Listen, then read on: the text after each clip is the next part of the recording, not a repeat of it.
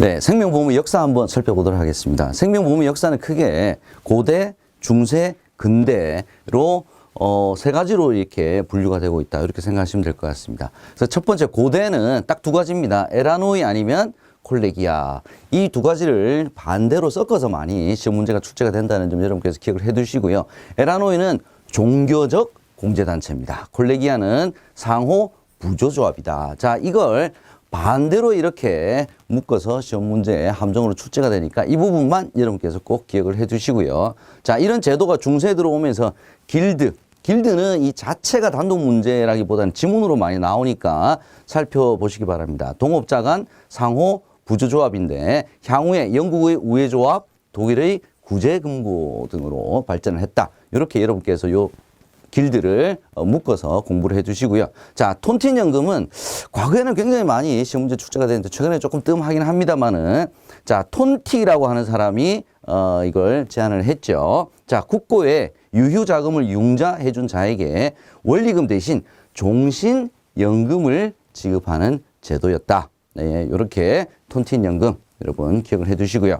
자, 프랑스의 파스칼, 영국의 헨리가 생존율과 사망표를 연구를 하고 만들었습니다. 이 역시도 이렇게 반대로 묶어서 시험 문제 많이 출제가 되고 있으니까 사망할래, 헨리가 사망표를 작성을 했고요. 파스칼, 생존율, 예, 생파, 이렇게 여러분께서 기억을 해 두시면 될 것 같습니다.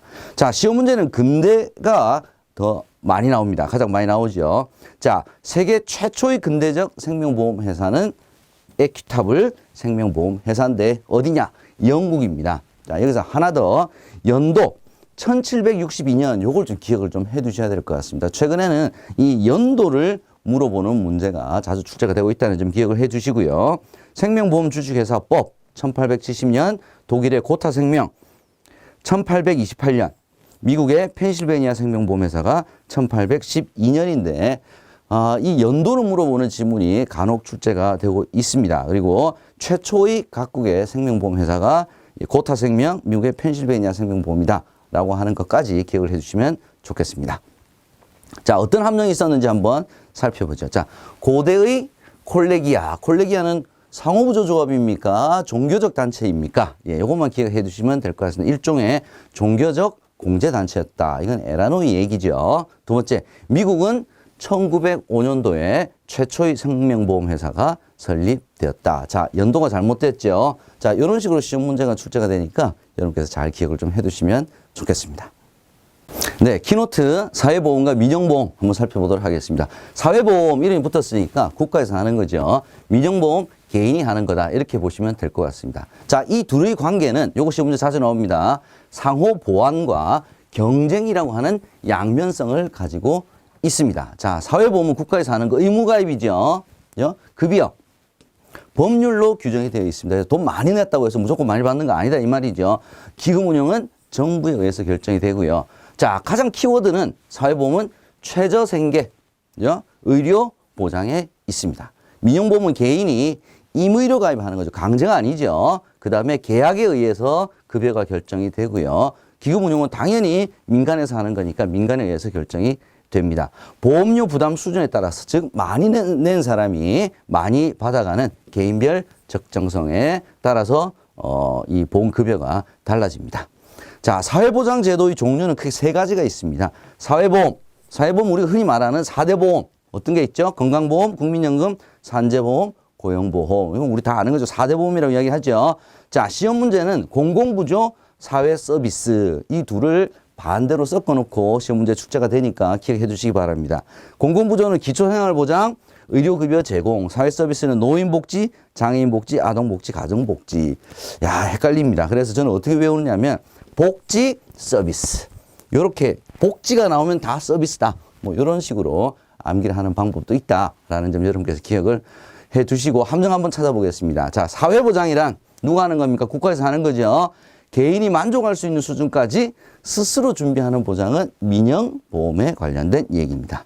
두 번째, 사회보험, 국가에서 하는 급여 수준은 계약에 의해서 결정되는 것이 아니라 법률에 의해서 결정이 되죠. 자, 복지 나왔네요. 복지는 사회보험이 아니라 서비스가 들어간다 그랬죠. 사회 서비스의 일종이다. 이렇게 보시면 되겠습니다. 네, 다음 키포인트 우리나라의 고령화에 대해서 한번 살펴보도록 하겠습니다. 자, 요거 시험 문제 굉장히 많이 출제가 됩니다. 고령화가 3단계로 나눠지죠. 고령화 사회, 고령사회, 그다음에 고령에서 더 나아간 것이 초고령 사회. 자, 이 노인 인구 비중, 노인 인구라고 하는 것은 65세 이상, 전체 인구 중에서 65세 이상의 노인 인구가 7% 이상이면 고령화 사회, 우리나라는 2000년도에 이미 진입을 했습니다. 자, 14% 이상이면 고령사회, 2017년에 진입을 했습니다. 자, 그 다음에 20%, 7, 14 다음에 21이었으면 참 외우기 좋았을 텐데, 7, 14, 20입니다. 65세 이상 인구가 20% 이상인 사회가 초고령 사회인데, 지금 현재 예상으로는 2026년도에 우리나라가 초고령 사회에 진입할 것으로 예상이 됩니다. 자, 이렇게 고령화 사회가 진행이 되니까 노인 인구가 많아지는 거죠. 노인 부양을 위한 사회적 부담이 가중됩니다. 그래서 공적 사회보장, 국가에서 하는 공적 사회보장 지출 부담이 급증을 하는 문제점을 가지고 있다. 자, 요거 고령화 사회, 고령사회, 초고령 사회 7, 14, 20 반드시 암기를 하셔야 됩니다. 함정 한번 찾아보겠습니다. 우리나라는 2026년도에 고령화율이 21%가 아니라 20%를 7, 14, 20 여기서 틀렸습니다. 그래서 초고령 사회에 도달될 것으로 예상이 됩니다. 키노트, 대수의 법칙, 수지상등의 원칙, 생명표 공부해 보도록 하겠습니다. 보험료를 산출하는 가장 기본적인 원리 세 가지죠. 자, 대수의 법칙, 그럼 뭘 딱 떠올리셔야 됩니까? 주사위. 주사위 한두 번 던졌을 때하고 10,000번 던졌을 때 기억나시죠? 자, 사건의 관찰 횟수를 늘려서 일정한 발생 확률을 구한다. 10,000번을 던지게 되면 6이 나올 확률은 거의 6분의 1에 근접한다. 기억나시죠? 그래서 자, 동일한 성질의 위험을 가진 가입자가 많으면 많을수록 확률이 거의 맞아떨어지겠죠. 그래서 보험단체의 안정성은 높아진다라는 것이 대수의 법칙이고요. 자, 생명표는 1년간 사망자 수, 연초의 생존자 수, 그렇게 해서 1년에 몇 명 정도 사망했냐, 또 반대는 1년에 몇 명 정도 생존했냐, 같은 말입니다. 자, 이 생명표를 기준으로 해서 이제 보험료를 산출하는데, 이 생명표는 그 두 가지로 나눠집니다. 국민 생명표, 국가 전체, 인구 전체를 가지고 생명표를 작성한 것이고요. 경험 생명표는 생명보험회사 또는 공제조합 가입자의 실제 사망 통계치를 가지고 산출하는 것이 생명표입니다. 우리나라 생명보험회사는 경험 생명표를 표준 위험률로 사용하는데 지금은 제9회. 이것도 예전에는 시험 좀 많이 나왔을 때 최근에 좀 뜸합니다만은 언제 나올 시험이 나오더라도 이상하지 않은 거니까 제9회 경험 생명표 요거 하나 암기를 해 주시기 바랍니다. 자, 수지상등의 원칙이라고 하는 것은요, 보험회사 입장에서 한번 생각을 해 보시면 되겠습니다. 보험회사 입장에서는 여러 사람으로부터 받은 보험료 전체 총액과 지출해야 되는 보험금, 그 다음에 보험회사를 운영하기 위해서 필요한 각종 경비들, 자, 받은 거, 나간 거가 똑같아야 된다는 겁니다. 그래서 납입보험료 총액, 지급보험료 플러스 지출 비용의 총액이 같아야 된다라고 하는 것이 수지상등의 원칙이다. 이렇게 보시면 되겠습니다. 자, 여기 핵심은 개인의 입장에서 봐서는 낸 보험료, 받은 보험금이 다를 수 있습니다. 전체적으로 맞다는 거죠. 자, 함정 한번 찾아보겠습니다. 동질의 위험을 가진 가입자 수가 많아지면 많아질수록 그 보험단체의 안정성은 낮아지는 것이 아니라 높아지는 거죠. 두 번째, 현금 흐름 방식으로 계산되는 보험료는 수지상등의 원칙이 당연히 적용이 되죠. 않는다 그랬으니까 틀렸습니다. 세 번째, 수지상등의 원칙은 사람의 연령별 생사와 관련된 이건 생명표를 얘기를 하는 겁니다. 그렇죠? 여러분 잘 기억해 두시기 바랍니다. 키포인트 1번 살펴보도록 하겠습니다. 계약 관계자 및 계약 내용입니다. 자, 우선 계약 관계자는 계약자, 피보험자, 수익자, 보험회사로 이루어져 있습니다. 첫 번째, 보험 계약자 한번 보겠습니다. 계약자는 제일 중요한 것이 납입 의무를 지는 자죠. 보험료 내는 사람입니다. 자, 1인이든 2인이든 상관이 없습니다. 자, 여기서 중요한 거, 자, 만 19세 미만자일 경우에는 친권자나 후견인의 동의가 있으면 보험 계약자가 될 수가 있습니다.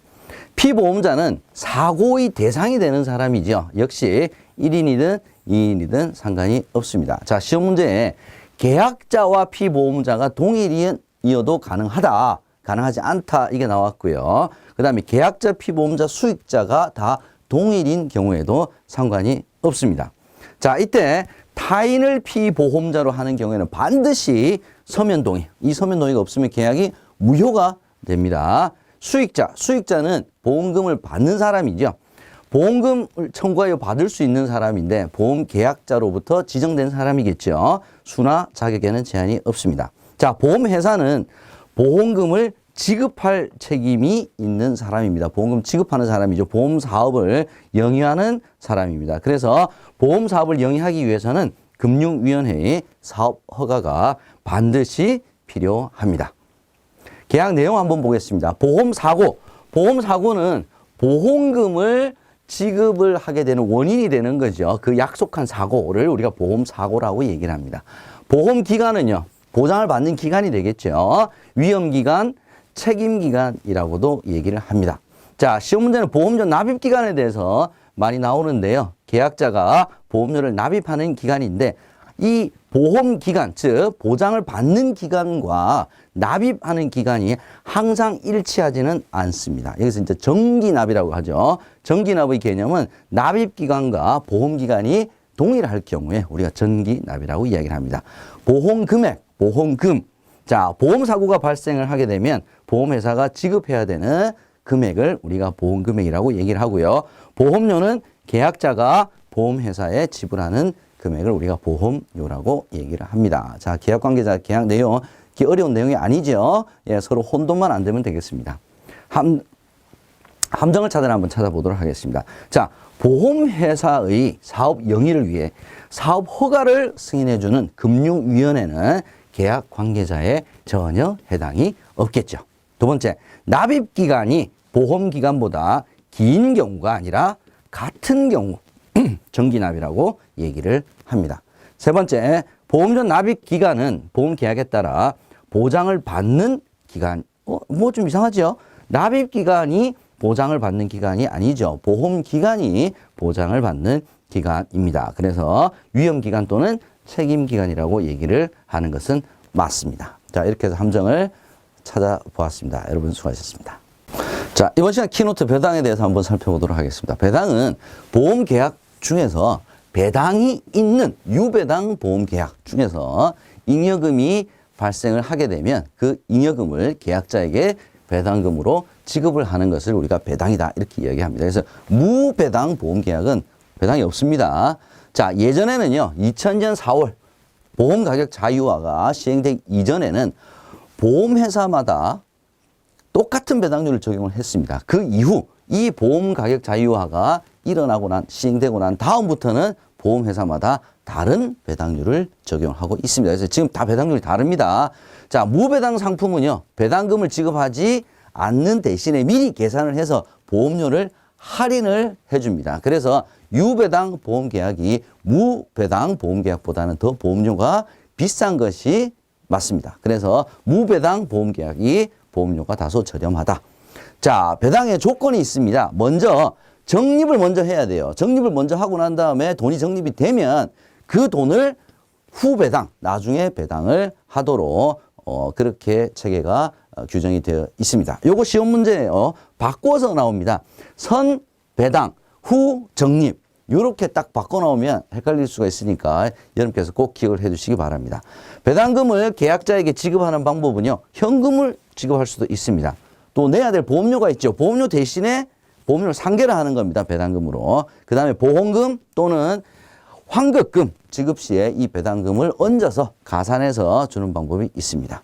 자, 이렇게 계약자 배당이 있는 연금보험인 경우에는 직전 5개년도 실적을 근거로 해서 계약자 배당 예시가 가능합니다. 자, 일반적으로는 계약자 배당 예시 못하게 돼 있죠. 그죠? 네, 자, 계약자 배당이 있는 연금보험 직전 몇 년도요? 5개년도 실적을 근거로 해서 배당 예시 가능하다. 요거 5년 기억해 두시기 바랍니다. 함정 한번 찾아보겠습니다. 모든 생명보험회사가 동일한 배당률을 적용하는 것은 2000년 4월 보험가격 자유화 이전, 예전의 이야기죠. 지금은 동일한 배당률을 적용해서 배당금을 지급하지 않습니다. 두 번째, 선배당 후 적립 체계에 의해서 배당을 실시합니까? 요거 바뀌었죠. 선 적립부터 하라는 거죠. 예, 돈이 있어야 그 다음에 배당하는 거죠. 그래서 예, 선 적립 후 배당 체계에 의해서 계약자 배당을 실시한다. 이렇게 알아두셔야 되겠습니다. 키포인트 두 번째 시간 청약 철회에 대해서 한번 알아보도록 하겠습니다. 자, 청약 철회 할 수 있죠. 예, 거기 계약자가 청약을 했다가 철회를 할 수가 있습니다. 다만 가능한 기간, 얘가 시험 문제 굉장히 출제 많이 되겠죠. 자, 첫 번째는 보험증권을 받은 날로부터 15일 이내에 청약 철회를 가능합니다. 청약 철회 할 수 있습니다. 다만 이 15일이 청약일로부터 30일을 초과하게 되면 최장 철회를 할 수 있는 기간이 청약일 30일로 제한이 되게 되어 있습니다. 나중에 우리가 사례를 가지고 다시 한번 설명을 드리도록 하고요. 자, 이렇게 청약을 철회를 하게 되면 누구 의사로 청약 철회를 했습니까? 계약자 의사대로 했죠. 그래서 기납입 보험료만 반환을 하는데 접수일로부터 3일 이내에 하게 되어 있습니다. 만약 3일을 넘어갔다 그러면 지연된 기간에 대해서만, 이건 보험회사가 잘못한 거죠. 그래서 일정 이자를 얹어서 줍니다. 어떤 이자냐? 보험계약 대출 이율을 연 단위 복리로 계산한 금액, 늦어진 기간만큼을 계산을 해서 기납입 보험료에 얹어줍니다. 자, 여기서 이제 중요한 시험 문제, 굉장히 자주 출제가 나오는 것은 모든 계약이 다 청약 철회를 할 수 있는 것은 아닙니다. 불가능한 계약도 있습니다. 요거 꼭 알아두셔야 됩니다. 자, 진단계약. 자, 진단, 일단 비용도 드렸죠. 그죠? 예, 그래서 충분히 진단을 받았다라고 하는 것은 계약자가 자기 의사대로, 청약을 했다라고 보기 때문에 진단계약 불가능합니다. 전문보험계약자, 어떤 사람입니까? 국가지방자치단체, 금융기관 상장법인, 이런 전문보험계약자가 체결한 계약 안 됩니다. 세 번째, 보험기간이 1년 미만인 계약은 청약 철회가 안 됩니다. 이거 반드시 기억을 해 두시기 바랍니다. 함정을 찾아라 한번 보겠습니다. 자, 청약을 철회를 하게 되면 보험계약자에게 예정이율로 계산된 금액을 지급하는 것이 아니죠. 기납입 보험료만 반납을 합니다. 3일 이내에.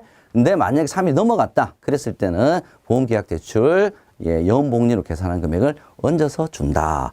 기억해 두시고요. 자, 사례 한번 보겠습니다.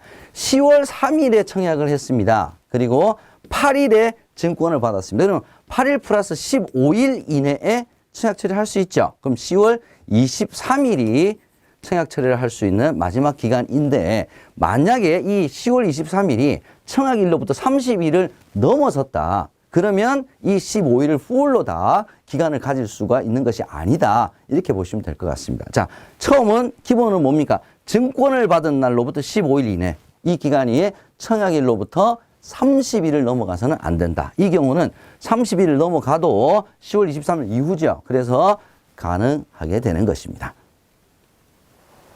자, 이번 시간 청약의 승낙과 거절에 대해서 한번 살펴보도록 하겠습니다. 자, 보험회사는요, 1회 보험료를 계약자로부터 받으면 뭔가 가타부타 말을 해야 되겠죠. 승낙이냐, 거절이냐. 근데 그게 조건이 있습니다. 자, 무진단 계약인 경우에는 요거 기억하셔야 돼요. 청약일로부터 제1회 보험료를 받은 날로부터 아닙니다. 청약일로부터 며칠? 30일.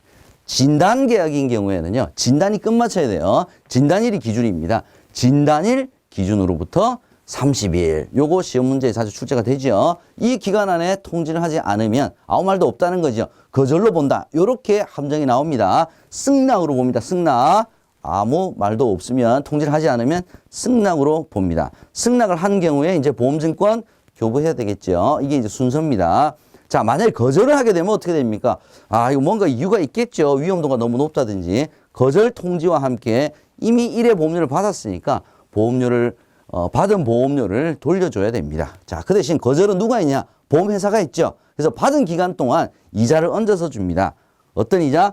평균 공시이율 플러스 1%로 계산한 금액을 기납입 보험료에 더해서 얹어서 줍니다. 신용카드로 만약에 납입을 했다면 아직 실질적으로 돈 낸 게 아니죠. 그때는 매출만 취소를 하고요. 이자는 지급하지 않는다. 이렇게 기억을 해 주시면 좋겠습니다. 함정 한번 살펴보도록 하겠습니다. 자, 계약자가 청약을 하고요. 1회 보험료를 납입을 했습니다. 그러면 보험회사가 승낙 거절해야 되겠죠. 보험회사가 30일 이내로 승낙 여부를 통지하지 않았다면 승낙으로 본다 그랬습니까? 거절로 본다 그랬습니까? 거절로 보는 것이 아니라 승낙으로 본다. 예, 이게 함정이네요. 두 번째, 1회 보험료를 받고 승낙을 거절을 했을 경우에는 책임준비금을 지급을 하는 것이 아니라 기납입 보험료 플러스 소정의 이자 평균 공시율 플러스 1% 계산한 금액을 더해서 얹어서 준다라는 거 기억해 두시기 바랍니다. 자, 키노트 보험계약의 무효에 대해서 한번 살펴보도록 하겠습니다. 자, 무효는 무엇이냐? 자, 요거 정의부터 알아야 되겠죠. 법률상 보험계약이 성립한 때로부터 그 효력이 발생하지 않는 거. 그러니까 아예 성립조차가 안 됐다는 거죠. 보험회사는 계약자에게 이미 납입한 보험료를 반환합니다. 이거 누구의 잘못이다 라고 얘기하기는 조금 어렵죠. 그래서 이미 납입한 보험료를 반환하는 것으로 그 법률상 효력은 애초부터 없는 것으로 되는 거죠. 자, 그럼 어떨 때 무효가 되느냐? 이 세 가지는 시험 문제에 자주 출제가 되는 부분입니다. 자, 첫 번째, 타인의 사망을 보험금 지급 사유로 하는 보험계약에서 계약을 체결할 때 피보험자가 서면 동의 안 했어요. 전자서명, 공인전자서명도 안 했어요. 동의를 하지 않았습니다. 그러면 타인의 사망을 보험금 지급 사유로 했는데 피보험자가 사인을 안 했어요. 나 동의 안 했다고 볼 수밖에 없겠죠. 그러면 그 계약 자체가 무효다. 두 번째, 만 15세 미만자는 무조건 사망 급부 못하죠. 심신상실자 또 심신박약자를 피보험자로 하여 사망을 보험금 지급 사유로 한 계약인 경우에 무효가 됩니다. 세 번째, 자, 계약을 체결할 때 계약에서 정한 피보험자 나이가 있습니다. 미달되거나 초과되었을 경우에, 자, 이런 경우 이 세 가지 무효 사유 여러분께서 꼭 알아두시기 바랍니다. 무효, 해지 사유, 취소 사유 이거하고 섞어서 나옵니다. 그래서 꼭 여러분께서 분류를 해서 여러분께서 기억을 해 두셔야 될 것 같습니다. 함정을 찾아라 한번 보겠습니다. 자, 파산자를 피보험자로 하여 사망을 보험금 지급 사유로 한 계약의 경우 무효 사유에 해당. 파산자하고는 전혀 상관이 없죠. 파산자하고는 전혀 상관이 없습니다. 그래서 틀렸습니다. 두 번째, 무효 사유에 해당될 경우 보험회사는 해지가 돼야 해지 환급금이죠. 해지가 아니고 무효 기납입 보험료를 반환하는 것으로 그 계약은 소멸이 됩니다. 키포인트 세 번째 보겠습니다. 보험금 지급 의무에 대해서 살펴보도록 하겠습니다. 자, 보험금 지급 사유가 발생되는 보험금 어떤 거냐면 중도보험금, 만기보험금, 사망보험금, 입원보험금 등이 있겠습니다. 지급 사유가 발생하게 되는 보험금의 종류 간단하게 살펴보고요. 자, 사망의 추정 인정 제도 있습니다. 이게 시험 문제 잘 나오는 부분 아니었는데 작년에 좀 나왔어요. 자, 첫 번째 일반 실종, 두 번째 특별 실종, 세 번째 인정 사망이라는 것이 있습니다. 사망을 추정해서 인정하는 제도가 되겠죠. 먼저 일반 실종이 시험 문제에 몇 번 출제가 됐는데 부재자의 생사가 몇 년간 5년간 분명하지 아니하였을 때는 검사의 청구 등 해서 법원이 사망한 것으로 인정하는 제도가 되겠습니다. 그러면 사망보험금 지급해야 되겠죠.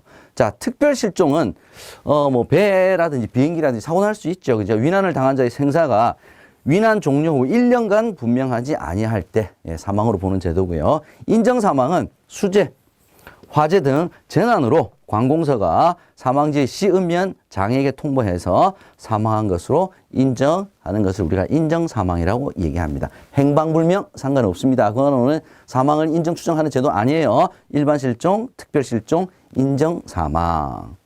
자, 보험약관상 장애, 영구적 치유된 후의 정의 한번 살펴보겠습니다. 자, 장애라고 하는 것은 뭐냐면 상해 질병이 치유된 후에 신체에 남은 영구적인 정신적, 정신 포함됩니다. 육체의 훼손 상태 및 기능 상실 상태. 자, 이 장애의 정의는 얘는 시험 문제에 자, 다음은 무엇을 뜻하는 겁니까? 라고 하는 질문으로 자주 출제가 됩니다. 꼭 여러분께서 알아두시고요. 자, 한시적 장애라고 하는 게 최근에 시험 문제 좀 출제가 됐는데 한시적으로 장애가 일어나는 경우에 그 증상이 5년 이상 되는 경우에는 해당 장애 지급률의 20%, 5년 20% 기억을 해 주시기 바랍니다. 자, 영구적이라고 하는 것은 무슨 뜻이냐? 영구적. 치유 시 장래 회복의 가망이 없는 상태로 자, 누가 인정했냐? 의학적으로 인정된 경우입니다. 피보험자가 인정했다, 계약자가 인정했다, 출제 인정했다 아닙니다. 의학적으로 인정된 경우를 영구적. 치유된 후라고 하면 치료 효과를 기대할 수 없고 그 증상이 고정된 상태를 치유된 후다 이렇게 표현합니다. 자, 이 약관상 장애 영구적 치유된 후의 정의, 예, 같이 여러분께서 기억을 해 두시고요. 특히 장애 꼭 알아두시기 바랍니다. 보험금 지급기일 보겠습니다. 이것도 시험 문제 굉장히 자주 나오죠. 굉장히 중요한 부분입니다. 자, 첫 번째, 보험금 청구와 관련된 구비 서류가 접수가 됐다. 3. 영업일. 조사가 근데 좀 필요하다. 10. 영업일. 10영업일 이내에 지급하지 못할 것으로 예상된다. 30일. 자, 3 곱하기 10 하면 얼마죠? 30. 이렇게 외우시라고 공부하셨죠? 30, 30. 요거를 꼭 기억을 해 두시고요. 자, 여기서 추가로 뭐냐? 이 보험금 지급기일이 적용이 되지 않는 경우가 있습니다. 어떤 경우냐? 자, 소송 제기했습니다. 언제 판결될지 모르죠. 분쟁조정 신청했습니다. 언제 결론 나올지 모르죠. 수사기관의 조사, 해외에서 발생한 사고 같은 경우는 실은 조사 필요할 수도 있죠. 그 다음에 계약자의 책임 있는 사유로 조사 및 확인이 지연되는 경우, 이건 보험회사 잘못이 아니죠. 그랬을 때는 지급기일을 60일, 석 달 다 틀린 겁니다. 적용하지 않습니다. 함정을 찾아라 보겠습니다. 자, 영구적 이라 함은 원칙적으로 치유 시 장래 회복의 가망이 없는 상태로 정신적 또는 육체적 훼손 상태임을, 여기까지 다 맞네요. 누가 인정했습니까? 피보험자가 인정하는 경우가 아니라고 말씀드렸죠. 예, 의학적으로 인정되는 경우를 말합니다. 두 번째 함정 보겠습니다. 계약자의 책임 있는 사유. 계약자의 책임 있는 사유네요. 보험회사 아닙니다. 보험금 지급 사유 조사 확인이 지연되는 경우, 이때는 보험금 지급기를 적용하지 않는다. 60일이 아니다. 석 달 아니다. 기억나시죠? 키포인트 네 번째 시간입니다. 계약자의 계약 전 알릴 의무 위반에 대해서 한번 살펴보도록 하겠습니다. 고지 의무죠, 그죠? 예, 청약 당시에. 자, 계약 전 알릴 의무자, 의무의 의무자는 누구냐면 계약자, 피보험자가 되겠습니다. 수익자는 아니죠. 특히 피보험자 같은 경우에는 보험사고의 대상이 되는 자기 때문에 굉장히 중요하죠. 이 계약 전 알릴 의무는 성실하게 알릴 의무를, 고지 의무를 다 해야 되는데, 만약에 위반하게 되면 어떻게 되냐? 위반하게 되면 보험회사는 보험계약을 해지할 수 있습니다. 해지하게 되면 뭘 지급해야 되죠? 해지 환급금을 지급을 합니다. 또는 보장을 제한합니다. 이거 안 알렸으니까 보장 제한하겠죠. 예, 보험료를 할증을 하든지 가입 금액을 조정을 해서 삭감을 할 수도 있겠습니다. 자, 이렇게 계약 전 알릴 의무를 위반했을 때 보장을 해지하거나, 예, 계약을 해지하거나 보장을 제한을 할 수 있는 페널티를 줄 수 있는데, 자, 요게 시험 문제 많이 나와요. 보험회사가 해지를 할 수 없는 경우가 있습니다. 계약 전 알릴 의무를 위반을 했는데도 해지할 수 없는 경우가 어떤 거냐? 자, 1번. 위반 사실을 안 날로부터 1개월 이상이 지나면 해지할 수가 없습니다. 그러면 해지하려고 하면 1개월 이내 해지할 수 있는 거죠. 두 번째, 보장 개시일로부터 2년간 보험금 지급 사유가 발생하지 않았을 경우에, 이때는 계약 전 알릴 의무 위반을 사유로 해서 해지 내지는 보장 제한할 수가 없습니다. 세 번째, 계약을 체결한 날로부터 3년이 지났을 때 해지할 수가 없습니다. 자, 이것도 어떻게 외우느냐? 1, 2, 3. 이렇게 외우시면 되겠죠? 1개월, 2년, 3년이 지났을 때는 보험회사가 계약 전 알릴 의무 위반을 사유로 계약을 해지할 수가 없습니다. 요거 시험 문제 매번 나옵니다. 반드시 기억을 해 주시기 바랍니다. 함정을 찾아라 한번 살펴보겠습니다. 회사가, 보험회사죠. 계약 전 알릴 의무 위반을 이유로 보험계약을 해지하였을 때는 기납입 보험료를 지급하는 것이 아니죠. 누가 잘못했습니까? 계약자 피보험자 잘못했죠. 해지가 되었으니까 해지 환급금을 지급을 합니다.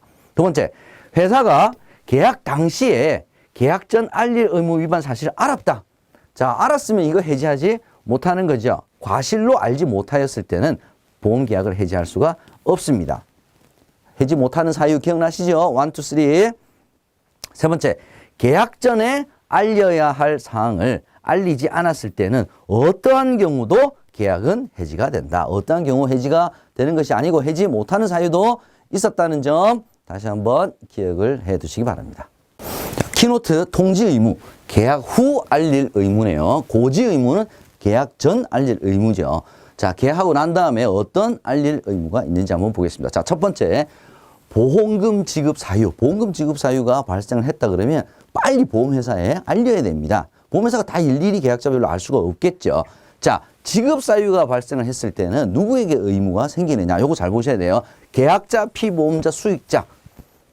이 계약 관계자 3명에게 다 통지 의무가 생깁니다. 지체 없이 보험회사에 알려야 됩니다. 자, 계약자, 피보험자, 수익자 다 의무가 생깁니다. 두 번째, 이제 주소가 바뀌었습니다. 주소 바뀐 거 보험회사 다 알 수가 없죠. 알려줘야 알겠죠. 자, 보험계약자, 수익자에게 의무가 발생을 합니다. 보험료를 납입해야 되는 사람, 수익자 받아가야 되는 사람에게 의무가 발생하게 됩니다. 즉시 보험회사에 알려야 됩니다. 그래서 보험회사에 최종적으로 이 수익자의 최종 주소로 우편물에 대한 기록이 남는 방법으로 만약에 알렸다라고 했을 때는 일반적으로 도달하는데 필요한 시일이 지날 때 도달한 것으로 봅니다. 그래서 실은 이 주소가 만약에 변경이 됐는데 뭐 엉뚱한 주소다. 그럼 보험회사는 최종적으로 남겨져 있는 주소로 송부를 하고 일정 시간이 이제 지나면 통지를 한 것으로 보기 때문에 이 계약자 측에서는 좀 불리하죠. 그래서 이 주소 변경 통지는 지체 없이 반드시 해야 되는 거다. 이렇게 기억을 해두시면 되겠습니다. 함정 보겠습니다.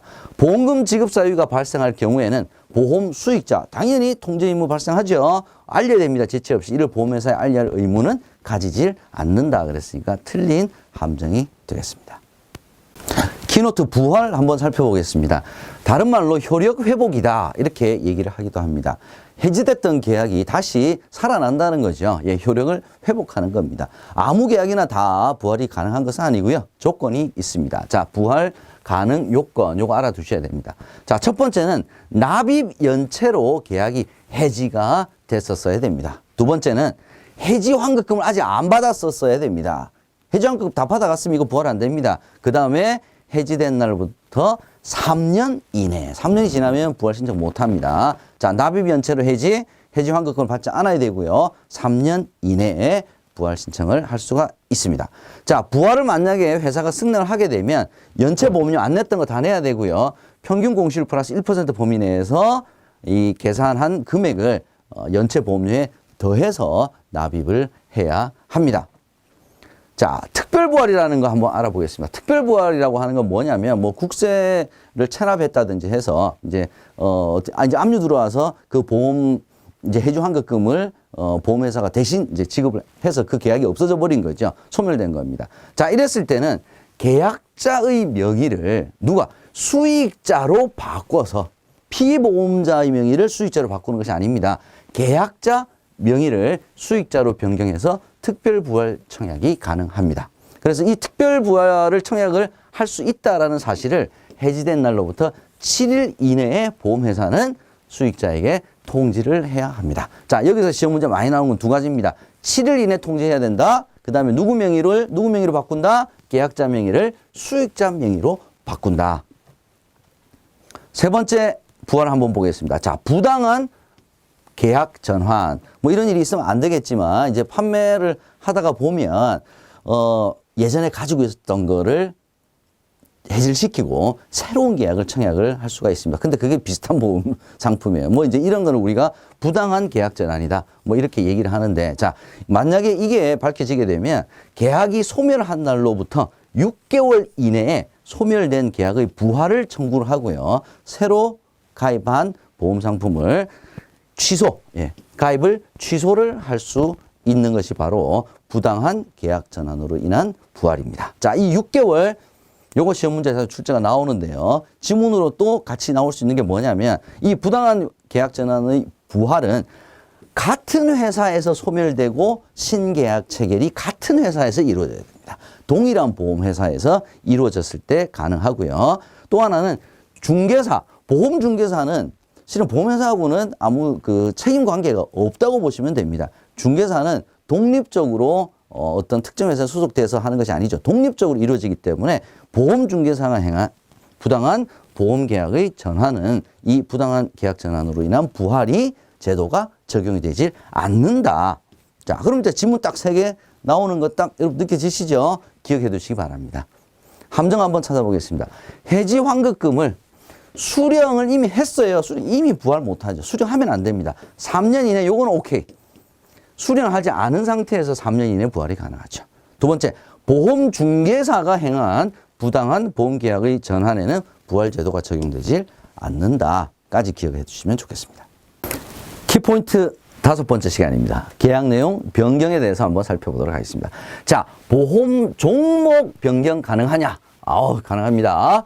자, 그런데 조건이 있죠. 변경 요청이 가능한 계약은 자, 제1회 보험료를 납입한 때부터 1년 이상이 지난 유효한 계약일 경우에는 보험 종목의 변경 가능합니다. 두 번째, 가입 금액도 변경이 가능합니다. 단 조건이 있습니다. 감액을 하게 되면 해지로 처리합니다. 해지로 처리합니다. 이 해지가 되게 되면 해지 환급금을 지급을 한다라는 점 여러분께서 기억을 해 두시고요. 자, 계약자 변경 가능합니다. 수익자의 변경도 가능합니다. 다만 계약자를 변경할 때는 반드시 보험회사의 승낙이 필요합니다. 근데 수익자를 변경할 경우에는 승낙이 필요가 없습니다. 다만 보험금 지급 사유가 발생하기 이전에 피보험자의 서면 동의는 필요합니다. 그래야 권리에 대항을 할 수가 있다는 점 여러분께서 추가로 알아두시고요. 피보험자 변경. 보험사고의 대상이 되는 사람이죠. 이 사람은 변경이 불가능하다. 피보험자는 승낙이 있고 없고 떠나서 변경 자체가 할 수 없다라는 점 기억을 해 두시기 바랍니다. 함정을 찾아라 살펴보겠습니다. 계약자가 1회 보험료를 납입한 때부터 1년이 지나면 종목 변경할 수가 있는데 보험료를 납입한 때부터는 종목을 변경할 수 없다 그랬으니까 얘는 틀린 지문이 되겠습니다. 두 번째, 감액으로 인해 보험 가입 금액을 감액 줄인 거죠. 이내 회사가 지급해야 할 해지 환급금이 있다면 누구에게 지급하느냐? 보험 사고가 발생한 게 아니죠. 사고가 발생해야 수익자에게 주는 거죠. 계약자에게 해지 환급금을 지급을 합니다. 세 번째, 보험 수익자를 변경할 때는 보험회사의 승낙을 얻지 않아도 가능합니다. 계약자 변경은 승낙을 받아야 되겠죠. 네 번째, 수익자를 변경할 경우 피보험자의 서면 동의를 받아야 됩니다. 받을 필요가 없다 그랬으니까 얘가 틀린 내용이 되겠습니다. 여러분 수고하셨습니다. 키노트 소멸시효 기간 살펴보도록 하겠습니다. 최근에 이제 시험 문제 출제가 좀 많이 되는 부분인데요. 뭐 여러 가지 보험료 청구권, 보험금 청구권, 해지환급 청구권, 배당금 청구권 여러 가지 나옵니다. 자, 이 소멸시효가 요거 하나만 기억하시면 돼요. 보험료 청구권만 2년, 나머지 다 3년 이렇게 기억을 하시면 되겠습니다. 그래서 이 소멸시효 기간이 알맞게 연결이 된 거. 내지는 소멸시효 기간이 다른 거 하나 찾아라. 뭐 이제 이런 식으로 시험 문제가 나올 수 있으니까 이거만 딱 기억하시면 골치 아픈 거 이거 여러분들 다 기억하실 필요가 없습니다. 자, 보험료입니다. 보험료 청구권만 2년, 나머지는 모두 3년. 요것만 여러분께서 기억을 하시면 되겠습니다. 키포인트 6번째 시간입니다. 보험 계약 연령의 계산 한번 알아보도록 하겠습니다. 자, 보험 나이라고 얘기를 합니다. 자, 보험 계약 연령을 계산하는 방법이 있는데요. 사고의 대상이 되는 피보험자 나이를 기준으로 하겠죠. 자, 피보험자의 나이는 보험 나이를 기준으로 하는데 이 보험 나이를 계산하는 방법이 시험 문제에 출제가 자주 됩니다. 자, 1, 2, 3, 1, 2, 3 순서대로 계산을 해 주시면 되겠습니다. 자, 첫 번째, 계약일 현재입니다. 계약일 요거 중요해요. 계약일 현재 피보험자의 실제 만 나이를 계산합니다. 그래서 6개월 미만의 끝수는 버립니다. 3개월, 예를 들어서 뭐 27년 3개월, 그럼 3은 버리라 이겁니다. 7, 8, 9부터 1년을 더해서 계산을 하시면 됩니다. 자, 6개월 미만의 끝수는 버리고요. 6개월 이상의 끝수는 플러스 1. 그래서 나이가 한 살 더 많아지는 거죠. 자, 이후 언제마다 나이가 한 살씩 많아지느냐? 매년 계약 해당일마다 나이가 증가하는 것으로 계산을 합니다. 자, 예를 한번 살펴보죠. 피보험자의 생년월일이 1980년 1월 10일생이에요. 계약일이 2015년 3월 30일이다. 자, 그러면 일단 월은 빼고 계산합시다. 간단하게. 그러면 1980년생이 2015년이 됐으니까 일단 몇 년 지났습니까? 35년 지났네요. 그죠? 자, 1월 10일생이 3월 30일이 계약일이니까 플러스 2개월 하고도 한 20일 지났네요. 그죠? 20일 지났습니다. 자, 그러면 이 연을 제외한 나머지 월수 중에 기준이 6개월이었죠. 6개월 미만이죠. 6개월 미만은 어떻게 하라 그랬습니까? 버리라 그랬죠. 그러면 보험 나이는 실제 보험 나이는 몇 살이냐? 35살이다. 이렇게 계산하시면 될 것 같습니다. 이 계산 문제, 시험 문제 나올 수 있다는 점 기억해 두시기 바랍니다. 키포인트 7번째 시간입니다. 언더라이팅에 대해서 살펴보도록 하겠습니다. 자, 언더라이팅이라고 하는 건 뭐냐면 보험사고의 대상, 예, 피보험자의 위험을 선택을 하는 거죠. 즉, 계약을 받을 것이냐, 안 받을 것이냐. 받는다면 이 사람의 위험이 얼마나 높으냐, 낮으냐에 따라서 보험금, 보험료 결정을 하는 것이 바로 언더라이팅이다. 예, 위험을 선택하여 적절한 위험 집단으로 분류를 해서 자, 뭐 하느냐? 이게 중요하죠. 보험료, 그다음에 가입 조건 등을 결정하는 것을 우리가 언더라이팅이라고 얘기를 합니다. 왜 언더라이팅이 필요하냐? 자, 가입 가능 여부. 모든 사람이 다 이 보장성 보험이나 질병과 관련돼서 다 가입을 할 수 있는 것은 아닙니다. 위험에 따라서 다르죠. 위험이 높은 사람은 보험료 더 많이 내야 되는 게 맞고요. 위험이 낮은 사람은 적게 내는 게 맞죠. 그래야 공평한 거죠. 부담할 보험료를 결정합니다. 그래서 역선택 방지, 보험 사기 방지, 위험률 차익 관리. 자, 이 세 가지가 언더라이팅이 왜 필요하냐라고 하는 시험 문제로 자주 출제가 되니까 역선택 방지, 보험 사기 방지, 위험률 차익 관리 꼭 알아두시기 바랍니다. 자, 이러한 언더라이팅 과정을 통해서 계약자 간 공평성, 그 다음에 선의의 계약자를 보호를 할 수가 있습니다. 실은 보통은 이제 병이 있었다든지 이런 이게 잘 좀 숨기려고 하죠. 그죠? 예. 그래서 그러면 제대로 고지를 한 사람들은 손해를 볼 수밖에 없는 그런 상황이 발생하기 때문에 그런 공평성, 선의의 계약자를 보호하기 위해서 언더라이팅은 필요합니다.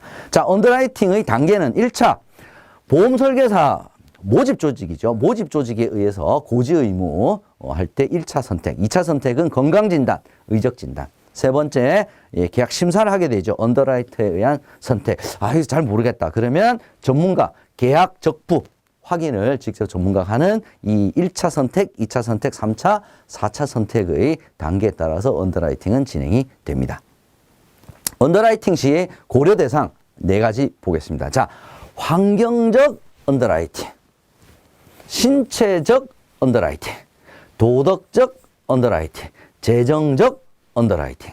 자, 이게 시험 문제에 자주 출제가 되는데요. 실은 도덕적 언더라이팅과 재정적 언더라이팅은 대충 이렇게 제목만 보더라도 여러분께서 이해를 하실 수가 있어요. 보험 사고 유발, 사고 과장, 그죠? 예를 들어서 이제 뻥치고 가입을 할 수도 있는 거고요. 안 그러면 일부러 보험사를 유발했다든지 도덕적인 문제죠. 그 다음 재정적이라고 하면 자기 수입보다 더 과다한 보험료를 지출한다든지 그런 거, 생활 수준, 생활 환경, 재정과 관련된 거, 이 두 가지는 쉽게 우리가 이해를 할 수 있고요. 환경적 언더라이팅과 신체적 언더라이팅이 바꿔서 출제가 많이 됩니다. 환경은 어떤 환경이냐? 직업, 음주, 흡연. 신체는 연령, 성별, 과거 병력. 이런 것이 우리가 신체적 언더라이팅의 고려 대상이 되는 항목입니다. 이 두 가지를 여러분께서 꼭 구별을 잘 하셔서 기억을 해 두시면 좋겠습니다. 함정을 찾아라 한번 보겠습니다. 자, 언더라이팅을 통해서 투자 수익률 관리하는 게 아니죠. 뭐 했습니까? 위험률 차이죠. 그죠? 예. 보험회사 경영의 안정성 및 경쟁력을 확보합니다. 두 번째, 역선택 방지보다는이 아니고 역선택 방지를 하기 위해서 언더라이팅이 필요한 거죠. 보험사고의 발생 원인은 클레임의 업무입니다. 그죠?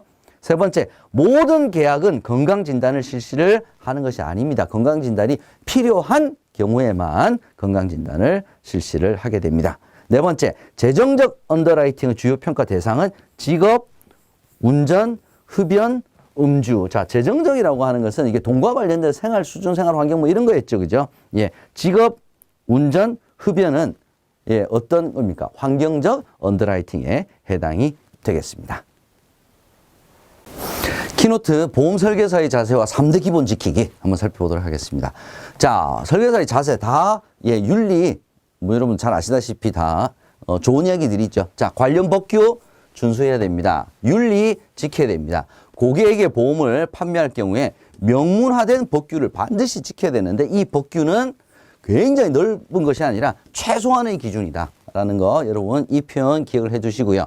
보험 설계사로서의 사명감, 전문성 이 두 가지가 시험 문제 자주 출제가 됩니다. 어떤 사명감을 가져야 되느냐. 고객이 요청하지 않더라도 기존 보유하고 있던 보험을 분석, 그 다음에 가족 구성원별로 보장 설계를 제안을 해서 고객에게 가장 적합한 위험 설계, 보장 설계를 할 수 있도록 도와주는 것이 바로 보험 설계사의 사명감이다. 이렇게 보시면 될 것 같습니다. 자, 전문성은 뭐냐? 보험 설계사라고 해서 보험만 알아야 되는 것이 아니라 세상이 갈수록 다 섞이고 넓어지고 폭이 넓어지고 복잡해지고 그렇죠. 그죠? 그래서 보험과 관련된 다양한 분야 어떤 게 있습니까? 세무, 부동산, 투자 뭐 이런 것들 보험과 관련된 다양한 분야의 전문 지식을 고르게 갖춰야 고객에게 제대로 된 정보, 고객에게 유익한 정보를 우리가 제공할 수 있기 때문에 전문성 개발, 사명감 이 두 가지 구별해서 여러분들 알아주시기 바랍니다. 자, 3대 기본 지키기 한번 보겠습니다. 3대 기본, 보험 설계사로서 기본적으로 반드시 지켜야 될 세 가지가 있다는 거죠. 굉장히 유명하죠. 굉장히 중요한 거죠. 자, 첫 번째, 보험 약관 교부. 반드시 약관을 교부를 해야 됩니다. 그리고 교부를 하고 중요한 내용을 설명을 해야 합니다. 대리 못합니다. 뭐 직계가족에게 이런 거 못합니다. 두 번째, 계약자 보관용 청약서. 청약서 부본이죠. 이 안에는 뭐가 있냐? 계약 내용, 계약 관계자, 계약자의 고지 의무, 그다음에 자필 서명 다 있습니다. 이걸 계약자가 자기가 한 계약을 다 살펴볼 수 있도록 반드시 본인에게 해야 됩니다. 약관 교부, 청약서 교부 다 반드시 해야 됩니다. 자, 자필 서명.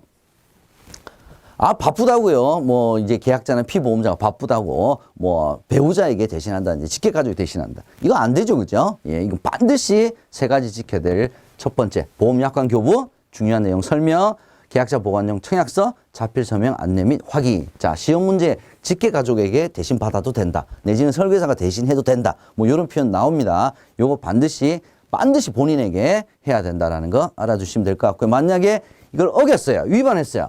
위반하게 되면 계약자가 나 이거 안 해. 할 수가 있다는 겁니다. 취소할 수 있습니다. 취소. 보험계약 취소하는데 얼마 기간 이내에 계약이 성립한 날로부터 몇 개월? 3개월. 요거 시험 문제 나옵니다. 3개월 이내에 계약을 취소를 할 수 있습니다. 자, 이렇게 취소를 하게 되면 이건 누가 잘못한 겁니까? 3대 기본 지키기 누가 안 지켰어요? 설계사가 안 지켰죠. 설계사가 안 지켰으면 누가 책임져야 됩니까? 보험회사가 책임져야 됩니다. 그래서 이미 납입한 보험료에서 최고의 페널티를 부과합니다. 보험료를 받은 기간에 대해서 보험 계약 대출 이자가 제일 높죠. 대출 이자가 원래 제일 높잖아요. 그죠? 이 대출 이자의 이율을 연 단위 복리로 계산한 금액을 더해서 납입한 보험료에 얹어서 보험회사가 지급을 하게 된다라는 점 여러분 알아주시면 좋겠습니다. 키노트 보험설계사의 책임 한번 살펴보도록 하겠습니다. 우선 회사에 대한 책임입니다. 회사에 대한 책임. 회사를 대리해서 고객을 만나서 우리 보험 상품을 권유 중개하죠. 그죠? 자, 보험회사에 대한 책임. 고객으로부터 보험료 수령 시 보험설계사도 보험료 수령할 수 있습니다. 수령할 수 있는데 수령할 수가 없다라고 하는 질문도 나올 수가 있습니다. 수령 자체는 할 수 있습니다. 할 수 있는데 할 때는 수령을 했을 때는 반드시 영수증을 발부를 해야 되는데 누구 이름으로? 회사 이름의 영수증을 반드시 교부를 해야 한다. 그리고 받은 즉시 보험회사 계좌로 이체를 해야 된다. 두 번째, 일일 수금. 매일 얼마씩 받는 거죠. 이런 변칙적인 방법으로 보험료 수령해서는 안 된다. 요거 시험 문제에 일일 수금, 이 표현 굉장히 많이 나옵니다. 예, 수령할 수 있습니다. 수령할 수 있는데 수령했을 때는 영수증, 누구 명의? 회사 명의. 일일 수금, 변칙적인 수금 방법 안 된다. 기억하시고요. 두 번째, 언더라이팅을 하기 위해서는 청약서에 고지 의무 쓰는 거 있죠. 그죠? 그거 반드시 정확하게 기록을 할 수 있도록 계약자 피보험자가 안내를 하고요. 그렇게 해서 획득된 정보를 회사에 제대로 제공을 할 수 있도록 하는 것이 회사에 대한 두 번째 책임이 되겠습니다. 세 번째로, 만약에 고객으로부터 불만사항을 접수를 했을 때 지체 없이 보험회사에 알려야 합니다. 자, 여기까지는 다 그냥 도덕 얘기죠. 그죠? 이 불만 접수를 어떻게 할 수 있냐? 구두상으로 할 수 있습니다. 문서로도 할 수 있습니다. 전화로도 다 할 수 있어요. 그죠? 예, 구두상으로는 못한다. 뭐 이런 질문 나올 수 있습니다. 자, 고객의 불만사항을 구두상으로 됐든 문서가 됐든 전화 접수로 받든 예, 지체 없이 접수하는 순간 보험회사에 지체 없이 알려야 된다. 자, 두 번째 책임입니다. 이제 고객에 대한 책임입니다. 고객 입장에서 가장 적합한 상품, 회사 입장에서 가장 적합한 상품이 아니죠. 고객 입장에서 가장 적합한 상품, 고객의 재무 상태, 투자 목표, 위험 감소 수준, 과거의 투자 경험 등을 고려했을 때 고객에게 가장 적합한 상품을 권유하고 판매를 해야 되는 것이 고객에 대한 첫 번째 책임입니다. 자, 이 책임을 잘했을 때, 다 했을 때 유지율 상승합니다. 민원 거의 없겠죠. 감소합니다. 고객의 신뢰 확보로 이어지는 이 세 가지. 요거 시험 문제에 출제될 수 있습니다. 두 번째, 회사 및 상품 소개 시에 회사에서 제공하고 인증된 자, 보험 안내 자료 지점에서 만들었거나 설계사가 만들었을 때 반드시 보험회사의 심의를 받은 거, 보험회사의 자체 심의를 받은 거, 예, 요거 계속 제가 강조를 합니다. 이 인증된 자료를 사용을 해야 됩니다. 임의로 작성해서 사용해서는 안 됩니다. 반드시 회사의 승인이 필요합니다. 세 번째, 취득한 고객 정보. 고객의 정보를 취득하게 되면 엄격히 보호를 해야 됩니다. 그 중에서 특히 자, 주민등록번호는 고객이 아무리 동의를 했더라도 절대 사용 불가. 자, 요거 여러분께서 꼭 기억을 해 두셔야 됩니다. 주민등록번호는 고객의 동의가 있더라도 절대 사용할 수가 없다. 키포인트 8번째 시간입니다. 보험 사기 한번 알아보도록 하겠습니다.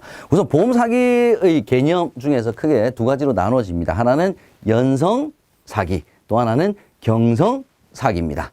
자, 연성 사기는 뭐냐면 보험 사고를 과장하는 겁니다. 일부러 유발한다. 이거 경성 사기입니다. 목적이 뭐냐? 보험금을 편취할 목적으로 고의. 그죠? 연성 사기는 고의로 일으키는 건 아닌데 사고가 났을 때 과장을 해서 보험금을 청구를 하는 겁니다. 뭐 입원 안 해도 되는데 막 입원 길게 하고 그런 거 있겠죠. 그래서 이런 연성 사기는 피해자가 없는 범죄로 인식을 하고 있고요. 최근에는 생계형 범죄로서 이 최근 좀 증가 추세를 보이는 것이 바로 연성 사기입니다. 특히 최근에는 실손보험과 관련돼서 이 생계형 범죄로서 연성 사기가 많이 늘어나고 있다. 여러분께서 알아두시면 되겠습니다. 이 보험 사기를 행위를 하게 되면 처벌 규정이 굉장히 셉니다. 자, 보험 사기 방지 특별법. 야, 워낙 이제 보험 사기가 많아지니까 그렇겠죠. 예전에는 과거에는 이제 형법의 사기죄가 적용이 됐는데 최근에는 강화가 됐습니다. 보험 사기 방지 특별법. 보험 사기 행위에 해당될 경우 자, 요거 기억하세요. 10년 이하의 징역, 10년 이하의 징역, 5천만 원 이하의 벌금 처할 수 있게 되어 있습니다. 그리고 상습범 경우에 가중처벌 가능하고요. 미수범도 처벌이 가능하다라는 점 여러분께서 꼭 기억을 해 두시고요. 요거는 뭐 시험 문제에 예, 정답은 아니더라도 지문으로라도 충분히 나올 수가 있다라는 점 기억을 해 두시면 좋겠습니다. 사회적 피해 보겠습니다. 보험 사기의 사회적 피해는 보험제도 존립 기반에 대한 위협. 자, 엉뚱한 사람이 돈 많이 받아가게 되면 선의 피해자 많이 생기죠. 보험료 인상될 수밖에 없죠. 그렇게 되면 보험제도 자체가 아주 위협을 받게 됩니다.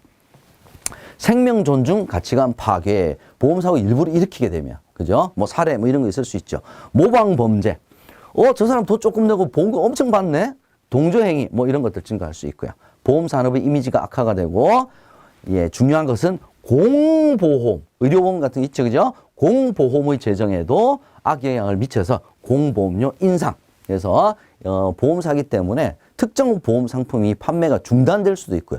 보험료가 올라갈 수도 있고 공보험료까지도 인상을 초래를 할 수가 있다라는 거. 요거 시험 문제 자주 출제가 되는 부분입니다. 정부 및 유관기관의 보험 사기 방지 활동 어떤 거 있나? 자, 요것도 시험 문제에 뭐 다 시험 문제 잘 출제되는 거니까 키포인트겠죠. 자, 첫 번째 경찰청 보험범죄 수사협의회. 뭐 수사한다. 뭐 경찰청이겠죠. 그렇게 기억하십시오.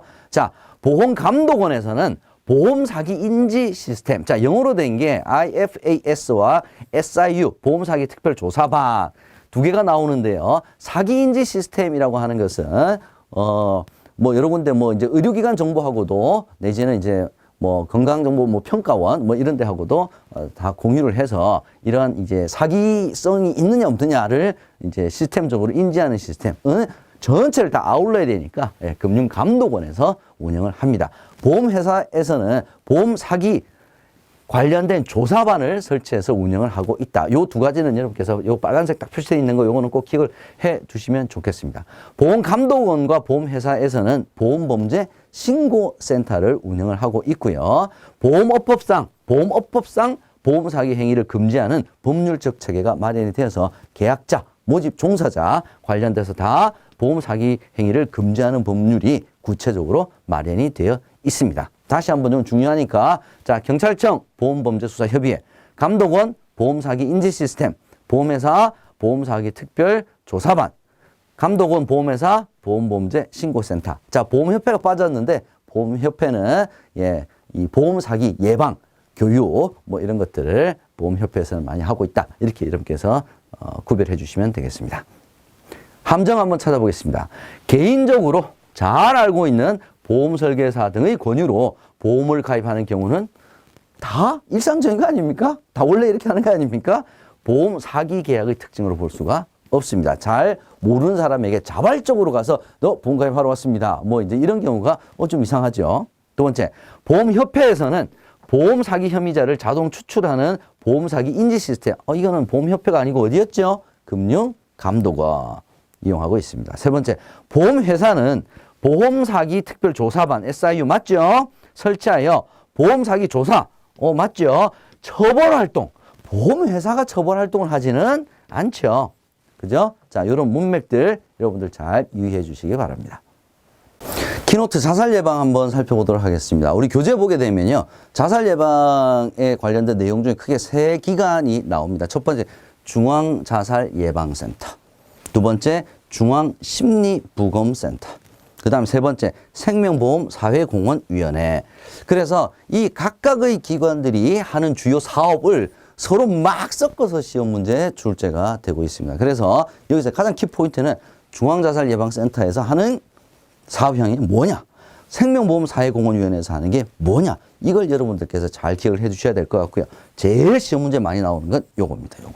그 다음에 두 번째는 중앙자살예방센터. 자, 요 중요도를 생각을 하고 보겠습니다. 자, 자살 예방 프로그램인 보고 듣고 말하기 게이트키퍼 양성은 어디서 하느냐? 중앙자살예방센터에서 합니다. 그래서 이 두 단어가 나오면 무조건 자살예방센터다. 이렇게 보시면 될 것 같고요. 농약안전보관함 SOS 생명의 전화운영, 자살위험금 지원, 청소년 자살 예방 요거는 어디서 하느냐? 생명보험사회공헌위원회에서 한다. 자, 이 두 가지만 여러분께서 잘 기억을 해 두시고요. 중앙심리부검센터에서는 자살 사망자 사망 원인 분석하고요. 그 다음에 자살 유가족 및 전문 인력을 지원하는 역할을 한다.